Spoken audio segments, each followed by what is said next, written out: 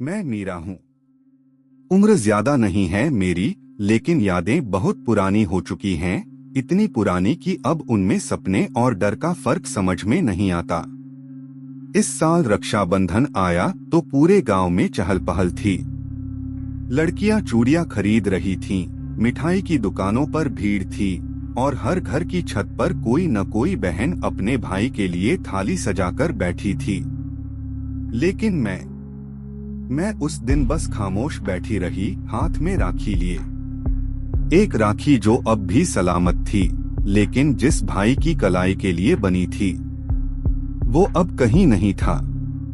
5 दिन हो गए थे रोहित को गए हुए।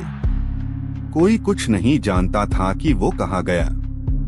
माँ ने शुरू में सोचा था कि वो शहर में किसी दोस्त के यहाँ रुक गया होगा, लेकिन जब चौथे दिन तक उसका फोन बंद रहा और वो अपने कॉलेज भी नहीं पहुंचा, तब धीरे धीरे माँ की आंखों से आशा खिसकने लगी।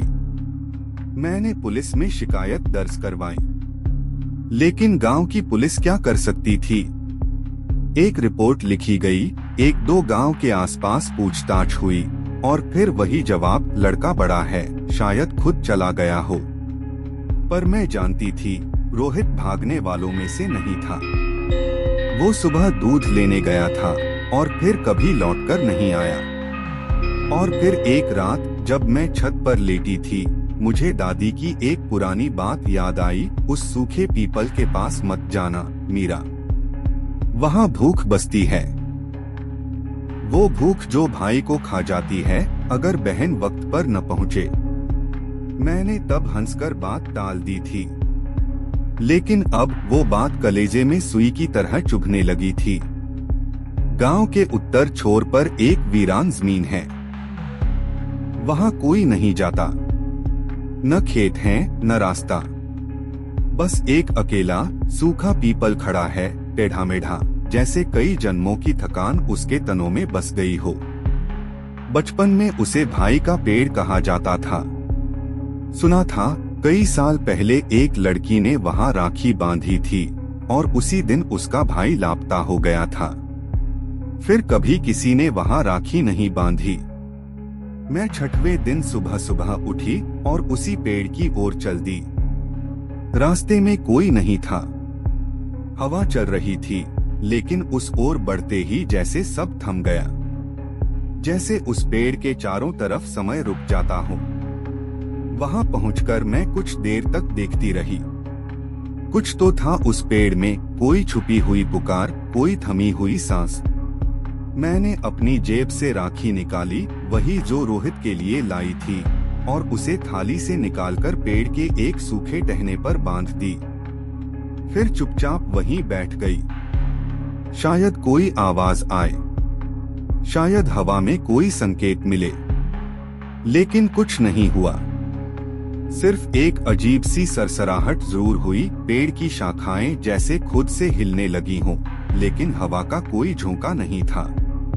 तभी मेरी नजर नीचे जमीन पर पड़ी, वहां एक लाल रंग की डोरी गिरी थी। मैं पहचान गई, ये वही राखी थी जो मैंने पिछले साल रोहित को बांधी थी। उसी डिजाइन की, सुनहरे मोती और लाल रेशम। लेकिन कैसे? मैंने वो राखी उठाई और उसकी गांठें गिनी, 1, 2 और फिर तीसरी गांठ खुली हुई थी। मैं कांप गई। हमेशा मैं 3 गांठें बांधती थी। पहली उसकी लंबी उम्र के लिए, दूसरी बुराइयों से रक्षा के लिए, और तीसरी उस वादे के लिए थी जो हमने किया था कि चाहे कुछ भी हो, हम एक दूसरे को कभी अकेला नहीं छोड़ेंगे। क्या मैंने पिछले साल तीसरी गांठ बांधना भूल गई थी? मेरे सिर में दर्द होने लगा। मुझे लगा जैसे जमीन मेरे नीचे से खिसक रही हो। तभी एक सरसराती सी आवाज मेरे कानों में गूंजी, बहुत धीमी, बहुत सर्द। वो भूख थी, तू देर से आई। मैं चीखना चाहती थी, लेकिन मुंह से आवाज नहीं निकली। मुझे लगा जैसे मेरी जुबान पत्थर बन गई है। किसी तरह मैं वहां से भागी। माँ ने पूछा क्या हुआ, लेकिन मैं चुप रही। उस रात मैंने खाना नहीं खाया, बस रोहित की तस्वीर के सामने बैठी रही। और आधी रात के बाद मैं सो भी नहीं सकी। मुझे सपना आया, मैं किसी अंधेरे तहखाने में थी। दीवारें राख से ढकी थीं। एक कोने में रोहित बैठा था, उसके गले में राखी थी, लेकिन वो फटी हुई थी। उसकी आंखें मुझसे कुछ कह रही थीं, नहीं मांग रही थीं। उसने हाथ बढ़ाया और मैं भागती रही, पर वो आवाज पीछे से आती रही, मीरा, मेरी तीसरी गांठ कहाँ है? सुबह जब मेरी नींद खुली तब भी कानों में वही गूंज थी, मीरा, मेरी तीसरी गांठ कहाँ है? कमरा धूप से भरा था, लेकिन मन के भीतर एक अंधेरा जम चुका था। माँ रसोई में थी, पूजा की घंटी की हल्की आवाज आ रही थी, पर मैं बिस्तर पर बैठे पत्थर बनी रही। रात का सपना कोई सपना नहीं था, वो एक इशारा था, एक सच्चाई जो अब दरवाजा खटखटा रही थी। मैंने अलमारी खोली, राखियों का पुराना डिब्बा निकाला, जिसे हर साल संभाल कर रखती थी। हर साल की राखी में कुछ न कुछ अलग होता, रंग, मोती, डिजाइन। पर पिछले साल वाली राखी वहां नहीं थी। ना उसका धागा, ना उसकी गांठें। कहाँ गई वो? और फिर याद आया, रोहित ने वो राखी हाथ में बांधकर पूरे हफ्ते पहनी थी, और रक्षाबंधन के 8वें दिन जब वो कॉलेज गया, उसी दिन उसे नदी में बहा दिया था। जैसा कि माँ हमेशा कहती थी, राखी को बहा दो, पर वादा निभाना कभी मत बहाना। अब समझ में आया क्यों वो राखी उस सूखे पीपल के पास जमीन पर मिली थी, जैसे वो बहकर नहीं, खींचकर वहां पहुंची हो। जैसे कोई छाया उसे वहां लाया हो, मुझे दिखाने के लिए। माँ ने पूछा, आज भी खाना नहीं खाएगी? मैंने सिर हिलाया और कुछ नहीं कहा। मैं अब जान चुकी थी कि जो जवाब मैं ढूंढ रही थी, वो किसी थाने, किसी मंदिर या किताब में नहीं मिलेगा। मुझे फिर से उस पीपल के पास जाना होगा, अकेले, और शायद हमेशा के लिए। दोपहर ढलते ही मैं फिर से उसी सुनसान रास्ते पर चली, लेकिन इस बार मेरे हाथ में एक थाली थी, उसमें एक नई राखी, दिया, रोली और चावल। मैं जानती थी कि मुझे एक अधूरी गांठ फिर से बांधनी है। पेड़ अब भी वही था, वैसा ही सूखा, वैसा ही झुका हुआ, लेकिन आज उसकी टहनियां अजीब तरीके से कांप रही थीं, जैसे कोई उसे झकझोर रहा हो भीतर से। मैंने पेड़ के सामने थाली रखी, दिया जलाया और राखी उठाकर कहा, ये तेरे लिए नहीं है रोहित, ये उस वादे के लिए है जो अधूरा रह गया। जो गांठ मैंने नहीं बांधी, उसका परिणाम तू भुगत रहा है। आज मैं वो गांठ बांधने आई हूँ, लेकिन अगर तुझे मेरी जरूरत है तो तू एक बार सामने आ। हवा ठहर गई, फिर अचानक जमीन हिली, पेड़ के नीचे की मिट्टी धंसने लगी, जैसे कोई दरवाजा खुल रहा हो। और तभी मुझे वहां दिखा एक पत्थर की पटिया, जिसके बीचों बीच 3 शब्द खुदे थे, गांठ मत भूलना। मैंने कांपते हाथों से पटिया हटाई और उसके नीचे एक सीढ़ी दिखाई दी, पतली, संकरी और राख से ढकी हुई। एक सुरंग सी कहीं गहराई में जाती हुई। मैंने थाली का दिया हाथ में उठाया और नीचे उतर गई। सीढ़ियों का हर कदम सर्द होता जा रहा था, जैसे वहां हवा नहीं थी, बस सांसें थीं, जो अब भी उस जगह में कैद थीं। नीचे पहुंचते ही एक तंग कमरा मिला, दीवारें राख में सनी हुई और जमीन पर जगह जगह राखियां बिखरी थीं। कुछ पुरानी, कुछ जली हुई और कुछ खून से लाल। उस कोने में एक पतली लकड़ी की मेज थी और उसके ऊपर एक डायरी रखी थी। मैंने उठाई और पहला पन्ना खोला। जो बहन तीसरी गांठ नहीं बांधती, वो भूख को न्योता देती है। भाई को खा जाना इस आत्मा की शर्त है, हर पीढ़ी में एक, हर सौगंध के उल्लंघन पर। मुझे जैसे किसी ने पीछे से धक्का दिया। मैं पलटी, वहां कोई नहीं था, पर दीवार पर छाया थी एक लंबी धुंधली आकृति, और वो धीरे धीरे मेरी ओर बढ़ रही थी। तू आई क्यों? एक गूंजती हुई आवाज आई, जैसे किसी ने राख से बोलना सीख लिया हो। मैंने कांपते होठों से कहा, क्योंकि मैंने वादा तोड़ा था और अब उसे निभाने आई हूँ। छाया कुछ पल रुकी, फिर उसने धीरे से पूछा, तीसरी गांठ अब बांधेगी? मैंने कहा, हाँ। तो याद रख, गांठ सिर्फ धागे से नहीं बंधती, कभी कभी खून से भी बांधनी पड़ती है। और तभी दीवार से एक दरवाजा खुला। भीतर सिर्फ अंधेरा था, लेकिन उस अंधेरे में एक चेहरा चमक रहा था, रोहित का। उसकी आंखें पथरा चुकी थीं, लेकिन होंठ हिले। दीदी, तू आ गई। मैं आगे बढ़ी, लेकिन तभी दरवाजा जोर से बंद हो गया। मैं वहीं खड़ी रही, राखियों की राख में डूबी हुई। दीवार का वह दरवाजा जहां रोहित का चेहरा झलक रहा था, अब पूरी तरह बंद हो चुका था। मैं बाहर थी और वो कहीं उस अंधेरे के पार। मुझे लगा जैसे किसी ने मेरे भीतर से सांस खींच ली हो। चारों तरफ बस राख थी, इतनी की हवा में भी उसकी गंध भर गई थी। वो गंध जो सिर्फ शमशान में महसूस होती है। पर ये कोई शमशान नहीं था, ये उन वादों का कब्रिस्तान था जो बहनों ने अपने भाइयों से किए थे और निभा नहीं पाए। मैंने दीवार को जोर से पीटा, खोलो, मुझे उससे बात करनी है, मुझे उसे वापस लाना है। कोई उत्तर नहीं आया, सिर्फ एक सरसराहट। फिर किसी ने जैसे दीवार के पीछे से धीमे से कहा, कोई वादा सच्चा नहीं होता जब तक उसमें बलिदान की राख न मिले। मैं ठिठक गई। ये वही आवाज थी जो पिछली रात मेरे सपने में आई थी, भारी पर गूंजती हुई। और फिर उसी आवाज ने कहा, तीसरी गांठ बांधने आई है तो जान ले, राखी बांधने से रक्षा नहीं होती, रक्षा करने से राखी बचती है।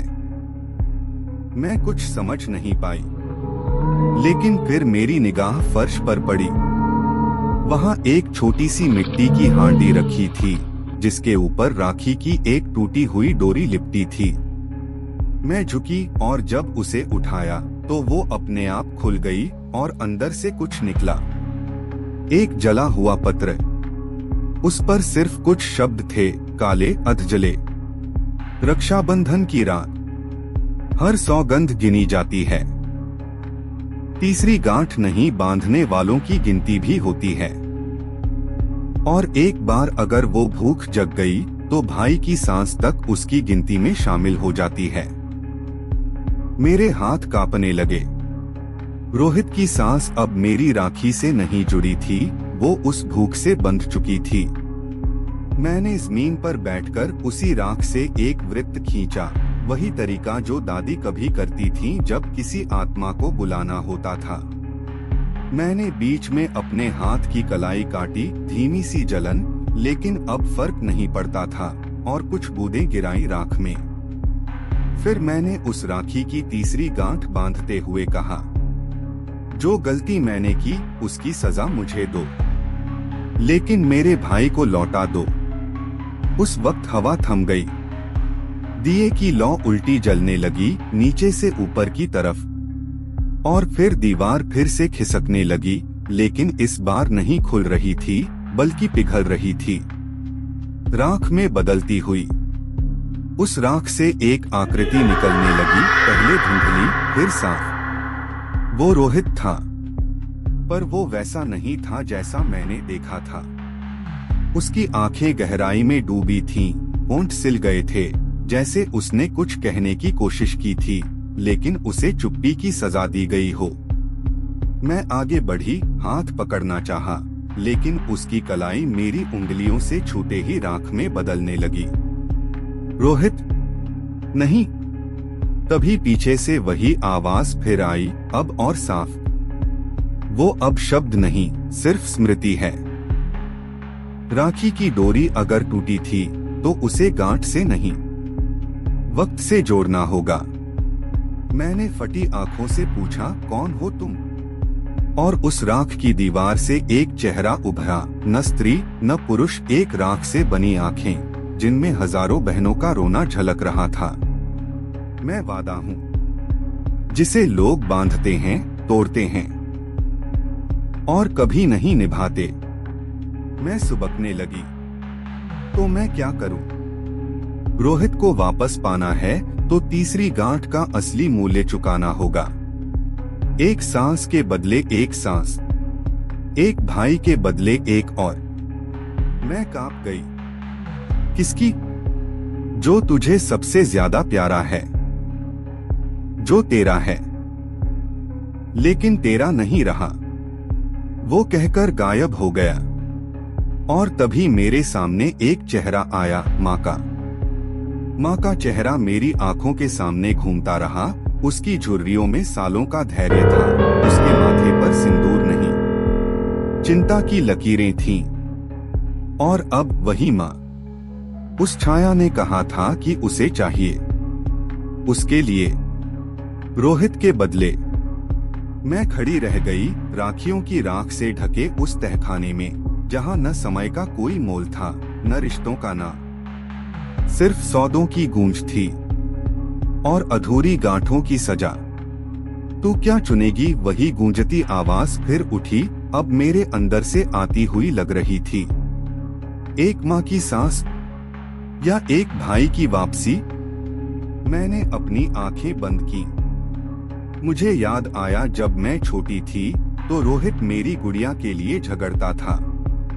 वो मेरे लिए स्कूल की कैंटीन से बचाकर लड्डू लाता था और मैं उसके लिए राखी चुनते वक्त आधी दुकान उलट देती थी। माँ कहती थी, राखी सिर्फ धागा नहीं, जिम्मेदारी है। और फिर याद आया वो सुबह जब रोहित दूध लेने निकला था और मुड़कर बोला था, इस बार राखी पर पेस्ट्री नहीं, गले लगकर माफी मांगना है। पिछले साल तूने तीसरी गांठ जल्दी में छोड़ दी थी। मैंने तब हंसकर कहा था, वो तो मजाक था पगले। शायद नहीं था। अब मुझे समझ आ गया था उस गांठ की अहमियत, वो वादा, वो बंधन और वो पल जब मैंने उसे अधूरा छोड़ा। अब मुझे वो पूरा करना था, लेकिन किस कीमत पर? मैं थरथराती हुई बाहर आई। पीपल का पेड़ अब भी वहीं था, लेकिन अब उसकी टहनियां जैसे झुकी हुई थीं। मेरी ओर, जैसे वो देख रहा था कि क्या मैं उसका सौदा स्वीकार करूंगी। मैंने माँ को देखा, घर के आंगन में पूजा करती हुई, आंखें बंद, माथे पर राख, हाथ में दिया। उसे नहीं पता था कि मैं क्या तय करने जा रही थी। और तब मैंने चुना। मैं उसी रात एक आखिरी बार उस तहखाने में उतरी।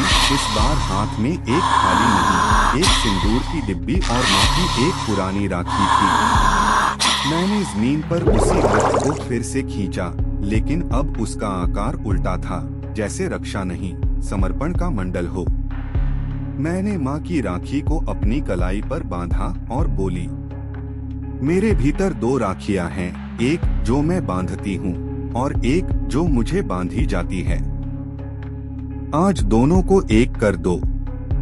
उस दीवार से फिर वही चेहरा निकला, राख की आंखें जिनमें हजारों राखियां झूल रही थीं। सौदा स्वीकार है। मैंने आंखें मूंद ली। हाँ, लेकिन माँ को मत छूना। मैं ही हूँ उसकी बेटी, उसकी सास, उसकी तीसरी गांठ का उत्तरदाता। और तभी सब कुछ काला हो गया। सुबह गांव में खलबली मच गई। पीपल के पेड़ के नीचे कोई बेहोश पड़ी थी, चेहरे पर राख, हाथ में राखी और माथे पर एक गहरा निशान। माँ भागी आई और वो मैं थी, लेकिन मेरी आंखें बंद थीं, सांसें धीमी पर जिंदा। रोहित वहीं पेड़ के पास खड़ा था, असली, पूरा और चुप। लोगों ने कहा चमत्कार हुआ, पर माँ ने सिर्फ इतना कहा, एक बहन ने इस बार अपनी राखी निभाई है। पूरी तरह। उस दिन रक्षाबंधन था। मैंने रोहित की कलाई पर राखी बांधी, 3 गांठें लगाईं, और इस बार तीसरी गांठ के नीचे मेरी हथेली पर एक फफोला था, जलने का, लेकिन मुस्कान के साथ। कहते हैं राखी अब भी राख से जुड़ी हुई है। जो बहन बांधती है उसे याद रखना चाहिए, रक्षा सिर्फ वादा नहीं बलिदान भी मांगता है। और अगर कभी तीसरी गांठ छूट जाए तो कोई भूख अब भी उस पीपल के नीचे जाग रही है।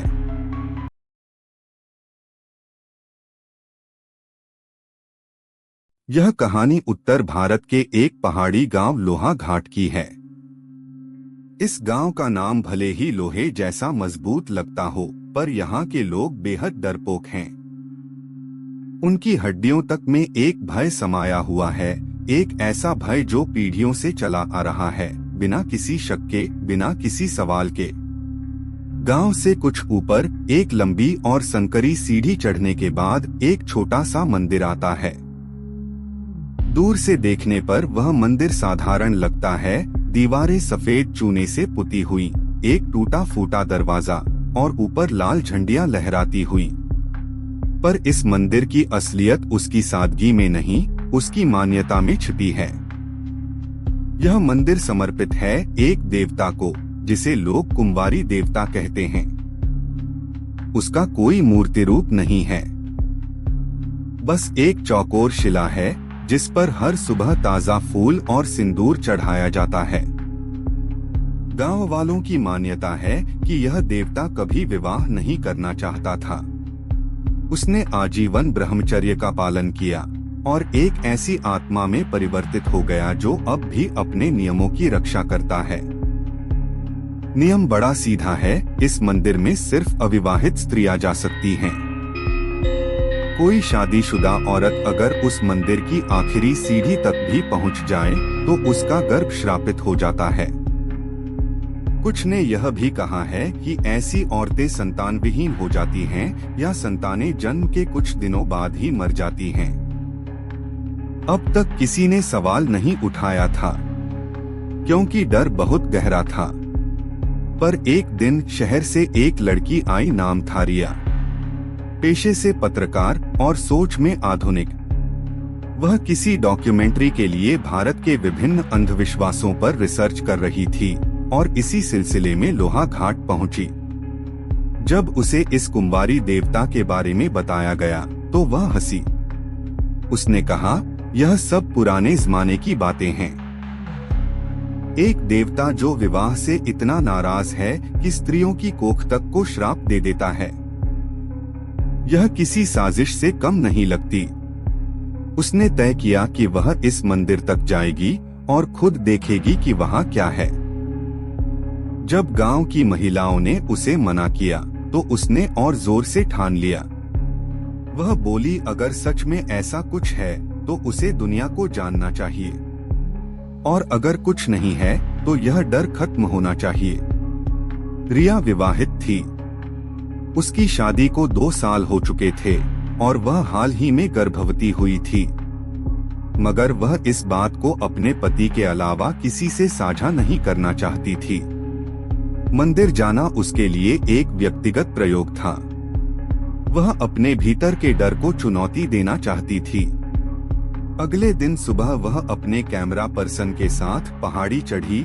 सीढ़ियां टूट चुकी थीं, झाड़ियां उग आई थीं और हर 10 कदम पर कोई लाल कपड़ा पेड़ से बंधा हुआ था। ऐसा लग रहा था जैसे हर पेड़, हर झाड़ी चेतावनी दे रही हो, आगे मत बढ़ो, लेकिन रिया रुकी नहीं। कैमरा चालू था और वह एक एक कदम चढ़ती रही।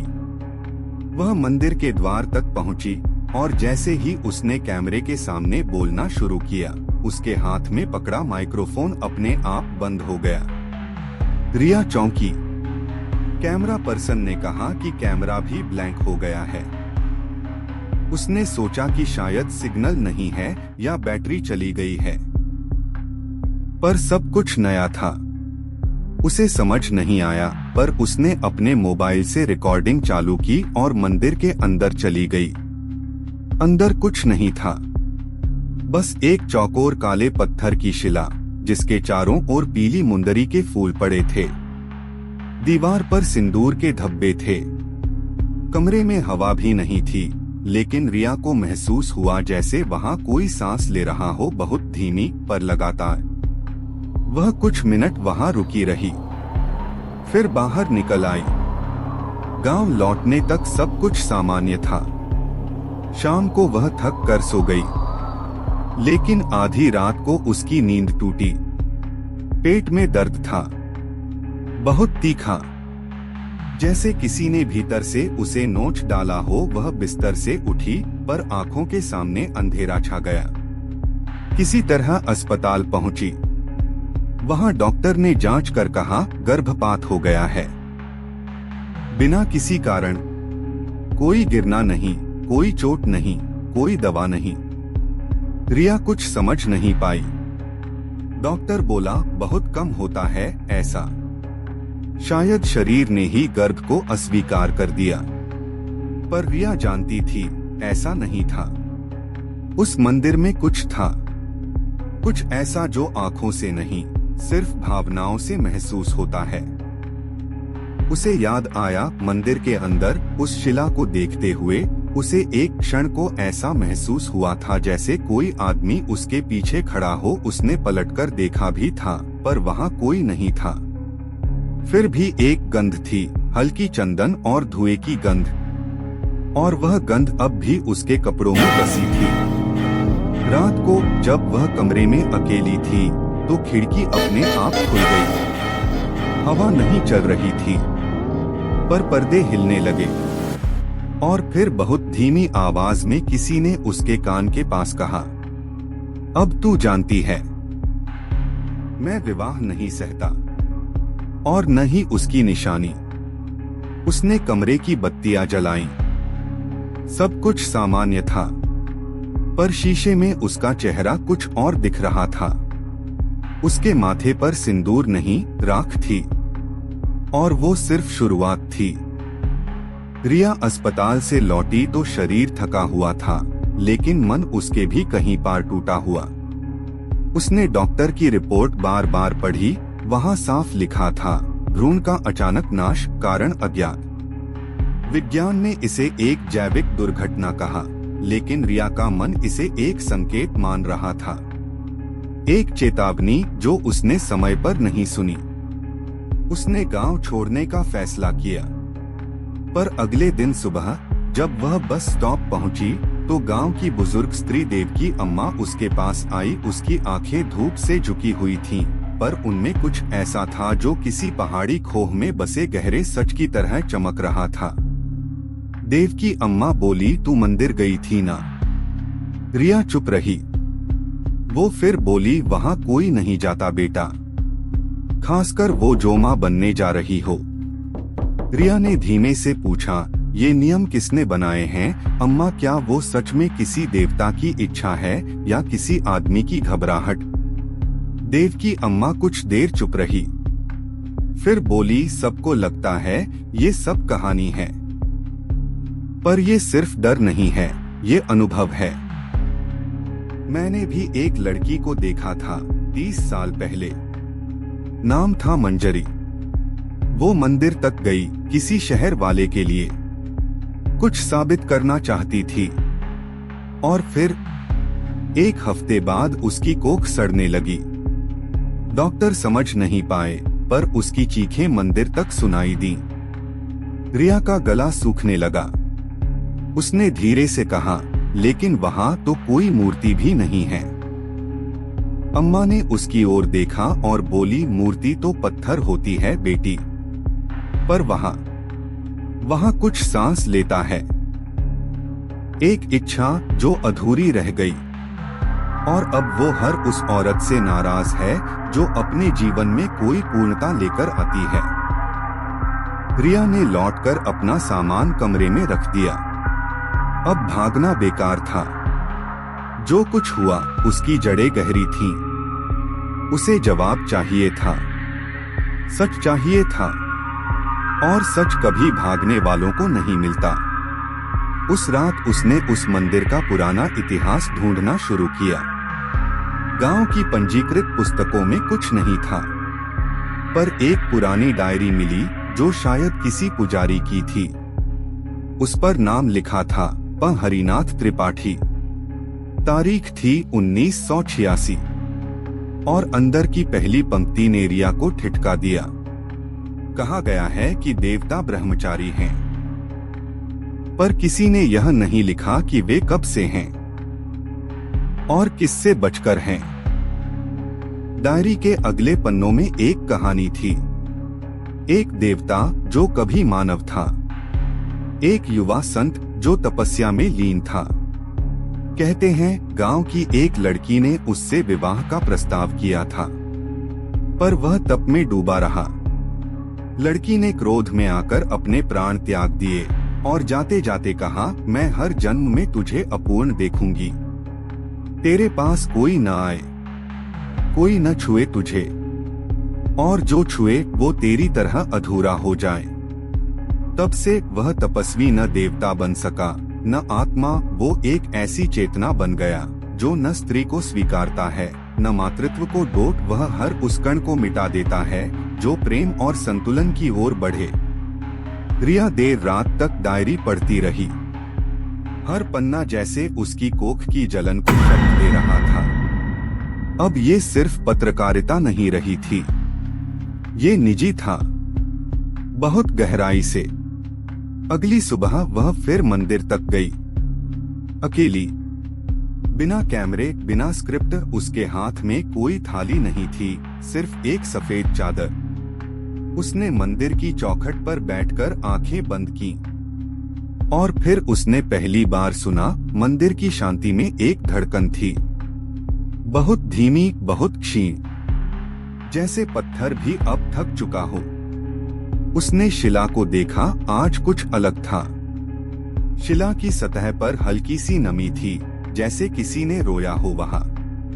और तब पहली बार उसे एहसास हुआ, ये श्राप एक औरत ने दिया था, लेकिन बोझ एक पुरुष की आत्मा पर है।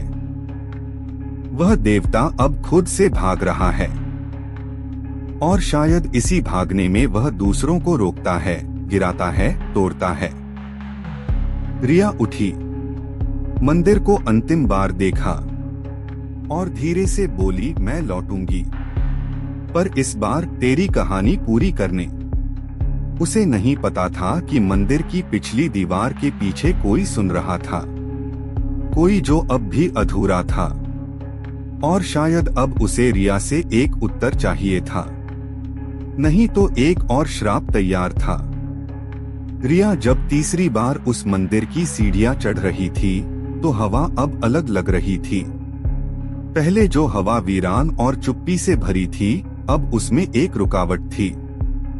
जैसे हर पेड़ की शाखा कोई सवाल पूछ रही हो, जैसे हर पत्थर किसी बात से नाराज हो, और सबसे ज्यादा वो मंदिर की दीवारें जो पहले ठंडी लगती थीं, अब उनमें किसी के रोने की आहट सुनाई देने लगी थी।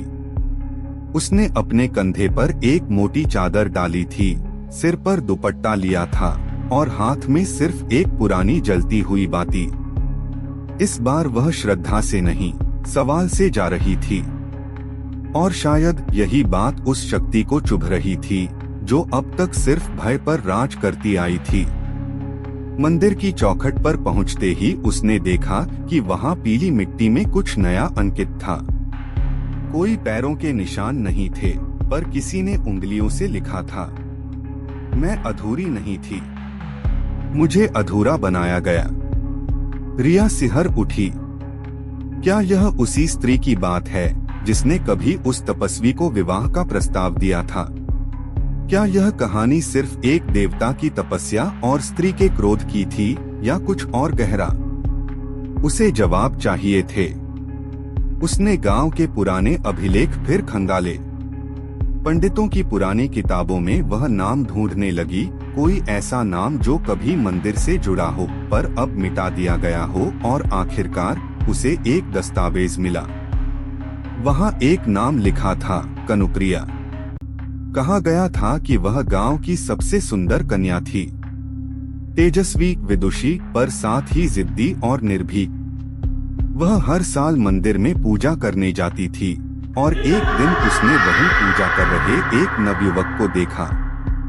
उसका नाम तपस्वी सव्यसाची था, एक व्रती जिसने संकल्प लिया था कि वह जीवन भर ब्रह्मचर्य का पालन करेगा।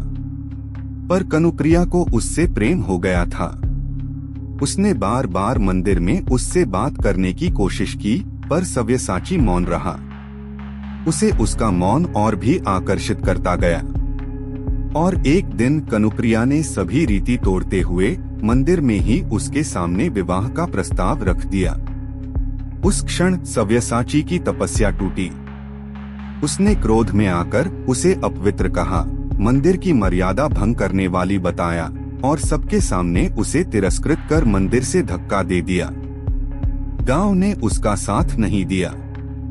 कनुप्रिया अकेली पड़ गई और एक रात उसी मंदिर के पीछे, जहां अब काई जमी हुई है, उसने अग्नि लगाकर आत्मदाह कर लिया। मौत से पहले उसने शिला पर खून से लिखा था, जिसे तुम पवित्र कहते हो वो मेरे प्रेम का ग्रह है। और तब से जो भी स्त्री किसी प्रेम, किसी पूर्णता, किसी मां बनने की संभावना के साथ मंदिर गई, वह अधूरी होकर लौटी। कहते हैं उस दिन के बाद सव्यसाची ने खुद को उसी शिला में बंद कर लिया। उसने शरीर छोड़ा नहीं, पर उसे पत्थर में समा दिया। उसकी आत्मा मंदिर की चौखट पर बैठ गई। वह अब भी पूजा लेता है, पर वह पूजा अब रक्षण नहीं, बदले की प्रार्थना बन चुकी है। रिया ने यह सब पढ़कर अपनी नोटबुक में लिखा। हर पंक्ति के साथ उसके भीतर कुछ टूटता गया। उसने सोचा, क्या सच में प्रेम का तिरस्कार इतनी बड़ी सजा देता है कि पीढ़ियां उसकी कीमत चुकाएं? क्या एक ब्रह्मचारी का व्रत इतना पवित्र था कि वह एक नारी की भावना को अपवित्र कहे? उस रात रिया मंदिर नहीं गई। वह उसी झाड़ी के पीछे गई जहां कनुप्रिया ने अंतिम सांस ली थी। उसने वहां दीपक जलाया और चुपचाप बैठ गई। और तभी हवा भारी हो गई, जैसे किसी ने मिट्टी के नीचे से करवट ली हो, जैसे राख में दबी सांस फिर से उठी हो। रिया की आंखें बंद थीं, पर उसने सुना, अब कोई मेरी बात सुन रहा है। अब कोई मेरी कहानी भी कहेगा। अब शायद मेरा श्राप भी मुक्त हो सके। उसने आंखें खोली। सामने कोई नहीं था, पर मिट्टी पर उंगलियों के 4 निशान थे, जैसे किसी ने चुपचाप उसका हाथ पकड़ने की कोशिश की हो। रिया समझ गई, अगली सुबह उसे मंदिर फिर से जाना होगा। इस बार सिर्फ सवाल लेकर नहीं, बल्कि 2 आत्माओं के लिए, एक जिसे सबने भगवान बनाया और एक जिसे सबने भूल जाना चुना। सुबह होते ही रिया चढ़ाई शुरू कर चुकी थी। मंदिर की सीढ़ियां अब उसे डरावनी नहीं लग रही थीं, बल्कि थकी हुई लग रही थीं, जैसे वे खुद चाहती हों कि कोई आए और इस बोझ को हल्का करे। हर पेड़, हर झाड़ी, हर झंडा जैसे आज उसकी ओर झुककर कह रहा हो, जाओ, ये अंत की सीढ़ियां नहीं हैं, ये आरंभ की शुरुआत है। उसके हाथ में अब कोई कैमरा नहीं था, न रिकॉर्डर, न किताब। सिर्फ एक लाल कपड़े में लिपटी 2 चीजें, एक चांदी की राखी और एक छोटी शीशी में राख। राख कनुप्रिया की समाधि की मिट्टी की थी, जिसे उसने पिछली रात एक दीपक की अग्नि से साक्षी बनाकर उठाया था। मंदिर में सन्नाटा नहीं था, आज वहां सिसकियां थीं। दीवारों से, पत्थरों से और उस शिला से भी, जैसे सब कुछ किसी बोझ के नीचे टूटा जा रहा है। रिया ने चौखट पर माथा नहीं टेका। उसने चौखट को छूकर बस इतना कहा, आज मैं मां नहीं, नारी बनकर आई हूँ, और मैं किसी की अनुमति नहीं मांगती। फिर वह अंदर गई। शिला वैसे ही थी, शांत, गहरी और भारी, पर उसकी सतह पर आज नमी नहीं, एक हल्का कंपन था, जैसे किसी ने चुपचाप सांस भीतर खींची हो। रिया ने चांदी की राखी निकाली और धीरे से शिला पर रखी। फिर वह राख की शीशी खोलकर बोली, मैं कनुप्रिया को स्मरण कर यहाँ आई हूँ, उसे वापस लाने नहीं। बल्कि उसे मुक्त करने। फिर उसने अपनी हथेली की उंगलियों से वह राख उठाकर शिला की सतह पर फैलाई, बिल्कुल उसी जगह जहां वर्षों पहले खून से लिखा गया था, मुझे अधूरा बनाया गया। अब वहां राख से बनता जा रहा था एक नया वाक्य, अब मैं पूर्ण हूँ। मंदिर की दीवारें हिलने लगी, नहीं टूटने नहीं, बस कांपने लगी, जैसे उनमें बंद प्राचीन हवा बाहर आना चाहती हो। और तभी मंदिर की सबसे पिछली दीवार, जो अब तक किसी ने नहीं छुई थी, उसमें एक दरार पड़ी। वह खुली और उसके अंदर से एक छोटा सा कक्ष दिखा। रिया ने झांका, वहां कुछ नहीं था सिवाय एक पुरानी मूर्ति के जो आड़ी पड़ी थी। वह स्त्री की मूर्ति थी। उसके चेहरे पर करुणा थी, आंखें बंद थीं और कंधे पर अग्नि की तरह जले हुए चिन्ह थे। नीचे लिखा था, यहाँ कभी कनुप्रिया भी पूजी जाती थी। रिया के आंखों से आंसू निकल आए। यह वही मूर्ति थी जिसे इतिहास से मिटा दिया गया था, ताकि एक पुरुष देवता का एक पक्षीय सत्य बना रहे। एक ऐसी स्त्री जिसकी सिर्फ भावना नहीं, उसकी उपस्थिति तक छीन ली गई थी। उसने उस मूर्ति को उठा लिया और मंदिर के बीचों बीच लाकर शिला के सामने रख दिया।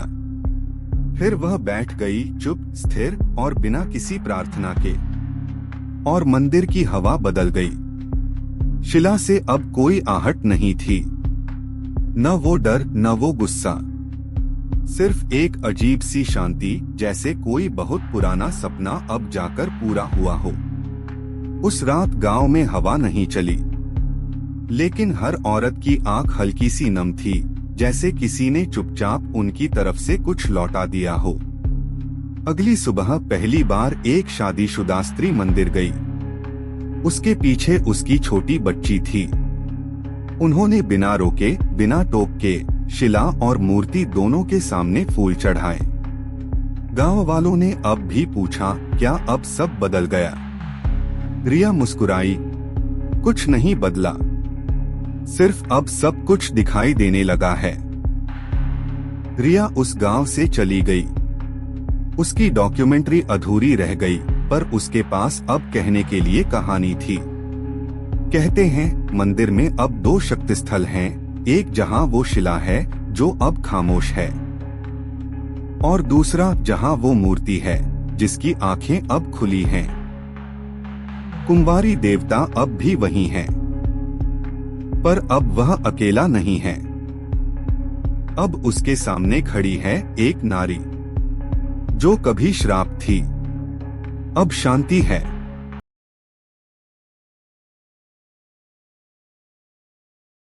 हमारे स्कूल की सबसे पुरानी इमारत थी, पीछे की लाल ईंटों वाली बिल्डिंग जिसे सब पुराना हिस्सा कहते थे। उसकी छतें झुकी हुई थीं, दीवारों पर काई जमी थी और खिड़कियां सालों से बंद थीं। उस बिल्डिंग में अब कोई नहीं पढ़ता था, बस पुराने सामान का गोदाम बना दिया गया था। लेकिन उस इमारत के एक कमरे के बारे में हर छात्र जानता था, कमरा नंबर 12। उस कमरे को लेकर कई कहानियां थीं।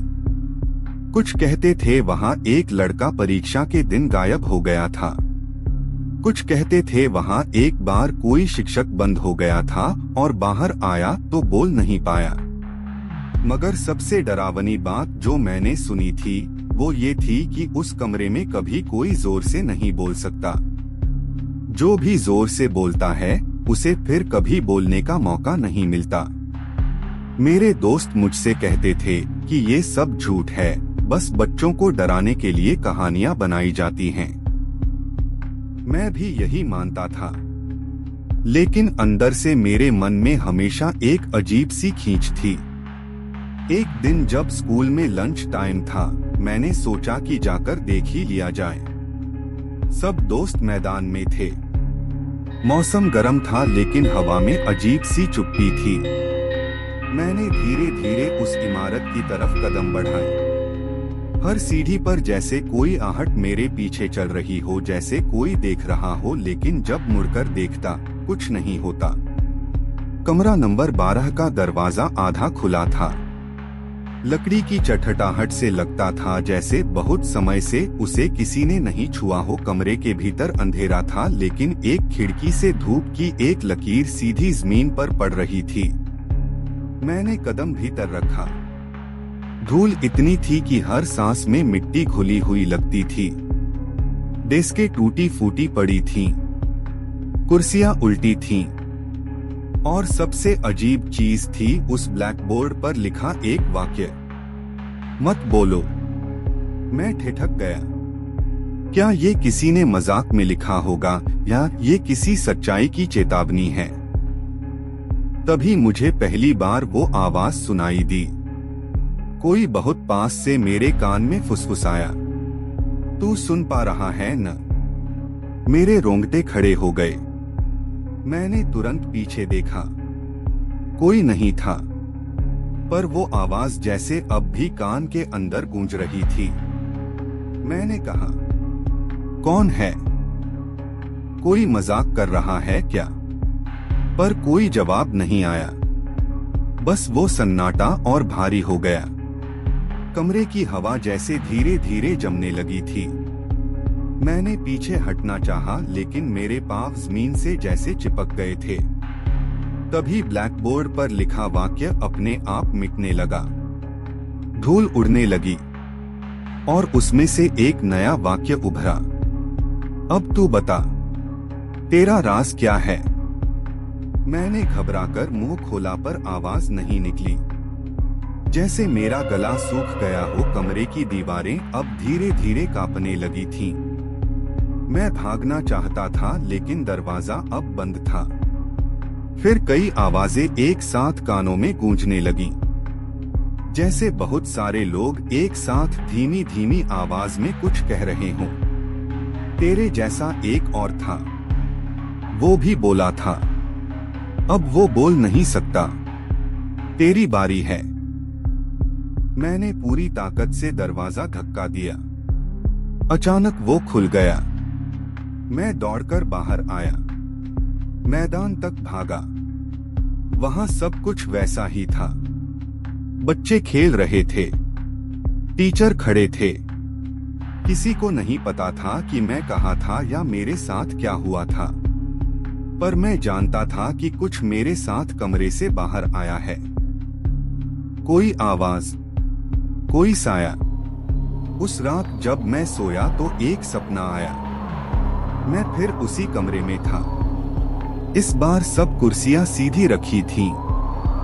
ब्लैकबोर्ड साफ था, लेकिन कमरे में मैं अकेला नहीं था। एक चेहरा था, धुंधला, लेकिन उसकी आंखें मुझसे कुछ कह रही थीं, पर उसकी आवाज नहीं आ रही थी। बस होंठ हिल रहे थे, जैसे वो कहना चाहता था, बचा ले मुझे, मुझे मत भूल। और फिर मैंने खुद को उसी ब्लैकबोर्ड के सामने खड़ा पाया, जहां लिखा था, मत बोलो, और मेरी उंगलियों में चौक था, जो अपने आप चल रही थी। और मैं लिख रहा था, अब मैं बोलूंगा। उस रात के बाद मैं ठीक से सो नहीं पाया। सपने बार बार लौटते। कभी मैं उस कमरे में होता, कभी वो चेहरा मेरी खिड़की के बाहर दिखता। हर बार उसकी आंखें मुझसे कुछ मांगती थीं, कुछ जो मेरे पास नहीं था। अगली सुबह स्कूल जाने का मन नहीं हुआ, लेकिन माँ ने जबरदस्ती भेज दिया। जब मैं स्कूल पहुंचा तो सब कुछ वैसा ही था। दोस्त, टीचर, क्लास, पर मेरे लिए कुछ बदल चुका था। हर आवाज मुझे धीमी लगने लगी थी, जैसे हर शब्द के पीछे कोई दूसरी परत होती हो, एक गूंज जो सिर में बजती रहती। और सबसे अजीब बात थी कि अब मुझे कुछ और भी सुनाई देता था। जब मैं कक्षा में बैठा तो एकदम से मेरे बाएं कान में किसी की फुसफुसाहट आई, तू ही क्यों गया वहां? अब तो तेरी बारी है। मैं चौंक कर इधर उधर देखने लगा। टीचर कुछ पढ़ा रहे थे। सब बच्चे अपनी किताबों में खोए थे। किसी ने कुछ नहीं सुना था। मुझे लगा ये सब मेरा भ्रम है, पर जैसे जैसे दिन बीते वो फुसफुसाहटें बढ़ती गईं। अब वो हर जगह थीं, स्कूल के गलियारों में, मैदान में, यहाँ तक कि घर में भी। कभी किसी अनजान नाम को पुकारती, कभी मुझे राज बताने को कहती। और फिर एक दिन मुझे उस कमरे से जुड़ा एक नाम सुनाई दिया। नील। फुसफुसाहट कह रही थी, नील ने भी यही किया था। नील ने राज छुपाया था, इसलिए वो अब नहीं है। मैंने उस नाम को कभी स्कूल में नहीं सुना था, लेकिन मेरे भीतर कुछ हिला, जैसे ये नाम कहीं गहराई से जाना पहचाना हो। मैंने लाइब्रेरी में जाकर पुराने रिकॉर्ड खंगालने शुरू किए। हमारे स्कूल की एक पुरानी डायरी मिली जिसमें छात्रों के नाम दर्ज थे, और वहाँ 10 साल पहले 10वीं कक्षा में एक नाम था, नील अग्रवाल। मैंने लाइब्रेरियन से पूछा, ये छात्र कहाँ गया था? वो चुप हो गई, फिर बोली, उसका जिक्र मत करो। वो लड़का गायब हो गया था। कैसे? मैंने पूछा। कहते हैं एक दिन वो दोपहर को कमरे नंबर 12 में गया था, फिर कभी नहीं लौटा। पुलिस आई, तलाशी हुई, लेकिन कुछ नहीं मिला। उसके माता पिता शहर छोड़ गए। स्कूल ने उसका नाम हटा दिया। मुझे एक अजीब सा झटका लगा। मेरी सांसें तेज हो गईं। क्या जो मैं देख और सुन रहा था वो नील की वजह से है? क्या उस कमरे में अब भी उसकी परछाई है? उसी रात मुझे एक और सपना आया। मैं फिर उसी कमरे में था, पर इस बार सब कुछ बदला हुआ था। दीवारों पर नील का नाम उकेरा हुआ था, खून से, और ब्लैकबोर्ड पर लिखा था। मैंने कुछ नहीं कहा, फिर भी मुझे ले लिया गया। मैंने कमरे के कोने में एक परछाई देखी। वो मेरी ओर बढ़ रही थी। उसकी चाल धीमी थी, लेकिन आंखें जल रही थीं, जैसे हर उस इंसान से बदला लेना चाहती हो जो जिंदा है। वो मुझसे कुछ कह रही थी। राज बता, जो तूने देखा, जो तूने सुना, बोल।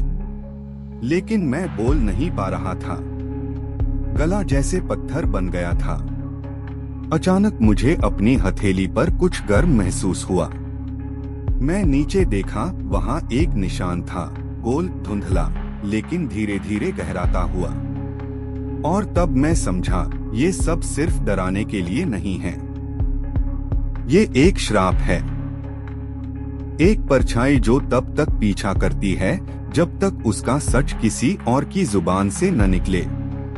मैं उठा, पसीने में भीगा हुआ। रात के 3 बज चुके थे। कमरे में अंधेरा था, और फिर मेरे बाएं कान में वही आवाज आई, अब तो उसका आखिरी मौका है। अगर तू भी चुप रहा तो फिर कोई नहीं बचेगा। उस रात फिर नींद टूट गई, जैसे किसी ने गर्दन पकड़कर मुझे खींच लिया हो। पसीने में भीगा बदन, दिल धड़कता नहीं, हथौड़े की तरह बज रहा था। हर दिन जैसे अब मुझे खा रहा था। लेकिन उस रात के बाद एक बदलाव महसूस हुआ। अब सिर्फ फुसफुसाहटें नहीं थीं, अब कमरे की दीवारें भी जैसे धड़कती थीं। जैसे ईंटों में कुछ बंद था, कुछ अधूरी चीखें जो जिंदा थीं। अगली सुबह मैंने स्कूल की पहली घंटी मिस की। सीधे लाइब्रेरी गया। वही पुराना रिकॉर्ड, वही पन्ने, पर इस बार मेरी आंखें किसी और नाम पर अटक गईं, श्रेया अग्रवाल, नील की बहन। मैंने फिर लाइब्रेरियन से पूछा। वो इस बार और भी चुप थी, लेकिन आंखों में झिझक की जगह अब डर था। वो लड़की, उसने धीमे स्वर में कहा, वो भी उसी कमरे में गई थी। नील के बाद कोई नहीं जानता क्यों, लेकिन एक दिन उसका बैग मिला था उस कमरे में, और दीवार पर खून से लिखा था, अब मेरी बारी थी। मेरे होंठ सूख गए। मैंने सब कुछ जोड़ना शुरू किया, हर 10 साल में कोई एक छात्र किसी रहस्य के बहुत पास पहुंच जाता था और फिर गायब। पर क्यों? और ये कौन तय करता था? मैंने उस दिन दोपहर तक इंतजार किया जब स्कूल का पिछला हिस्सा सुनसान हो जाता है। कमरा नंबर 12 अब डर नहीं था, वो एक जरूरत बन गया था, सच की आखिरी गली। मैंने जेब में एक छोटा कैमरा रखा और एक पुराना रिकॉर्डर भी। अगर मैं आज वहां गया और वापस नहीं आया तो कम से कम कोई सबूत बचे। दरवाजा इस बार अपने आप खुला। भीतर घुसते ही एक अजीब गंध आई, लोबान की, धुएं की और कहीं कहीं गीली मिट्टी जैसी। मैंने कैमरा ऑन किया पर स्क्रीन पर सिर्फ ब्लैक दिख रहा था। मैंने टॉर्च निकाली। दीवारों पर पुराने निशान थे, खरोंचें, कुछ लकीरें और किसी ने कील से उकेरे नाम। उनमें एक नाम नया था, रघु शर्मा। मेरा नाम। मेरे पैरों के नीचे की लकड़ी चरमराई। मैं पीछे हटना चाहता था, लेकिन तभी एक झोंका, हवा का नहीं कुछ और, मुझे कमरे के कोने की ओर खींचने लगा। वहां एक लोहे की संदूक जैसी चीज दबी थी। मैंने बहुत कोशिश के बाद उसे खोला। अंदर एक स्कूल बैज, कुछ मुरझाए गुलाब और एक आधा जला हुआ रजिस्टर। उस रजिस्टर में दर्ज थे वे छात्र जो कभी लौटे ही नहीं। नील अग्रवाल, श्रेया अग्रवाल, अंकित घोष, रूपल शाह और सबसे आखिरी में एक अधूरी इंक से लिखा नाम धरा, जैसे किसी ने मेरा नाम लिखने से पहले ही रोक दिया हो। और फिर एक कागज की सिलाई में छिपी चिट्ठी। अगर तुम ये पढ़ रहे हो तो इसका मतलब है कि तुम भी चुने गए हो। ये कमरा हर 10 साल में एक आवाज मांगता है, एक गवाही जो न दी जाए तो जान मांगता है। मैंने भी कोशिश की थी बताने की, पर मेरी आवाज ही छीन ली गई। अब तेरी बारी है। अगर तूने बोला सच सामने आएगा। अगर चुप रहा अगले पन्ने में सिर्फ तेरा नाम होगा। मैं रजिस्टर वहीं छोड़ बाहर भागा, पर रास्ता बदल चुका था। कमरा अब वही नहीं था। खिड़की की जगह अब दीवारें थीं, दरवाजा अंदर से बंद हो गया था और दीवार पर एक नई पंक्ति उभर रही थी, अब तुम क्यों चुप हो रघु? मुझे चक्कर आने लगा। कमरे का फर्श अब स्थिर नहीं था, जैसे जमीन मेरे नीचे सांस ले रही हो। मैंने चिल्लाना चाहा, पर आवाज नहीं निकली। फिर एक लड़की की चीख आई, बेहद नजदीक से। वो श्रेया थी।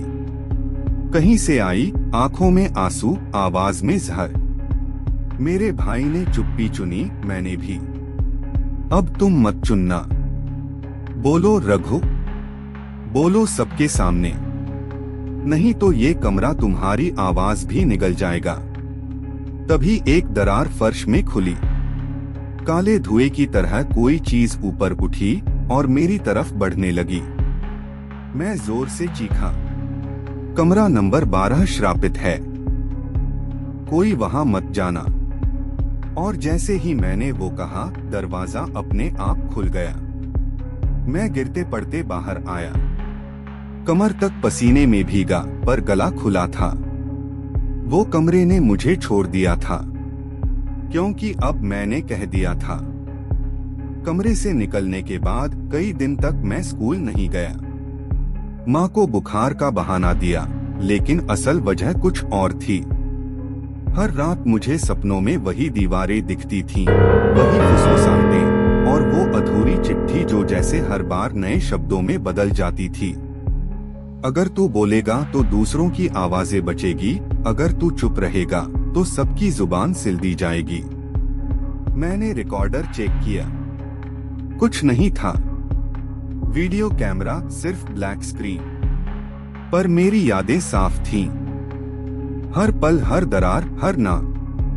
एक हफ्ते बाद मैंने फैसला लिया, अब चुप नहीं रहना है। मैं प्रिंसिपल के कमरे में गया, सब कुछ बताया। नील, श्रेया, वो रजिस्टर, वो कमरे की आवाजें। वो चुपचाप सुनते रहे, फिर धीरे से बोले, हम जानते हैं रघु, हम सब जानते हैं। मेरे पैरों के नीचे जमीन खिसक गई। ये इमारत हमारी नहीं है, उन्होंने कहा। हमने इसे खरीदा नहीं, ये हमें दी गई थी, एक शर्त पर कि हम इसमें कभी खुदाई नहीं करेंगे और कभी कमरा नंबर 12 को नहीं हटाएंगे। पर क्यों, मैंने पूछा।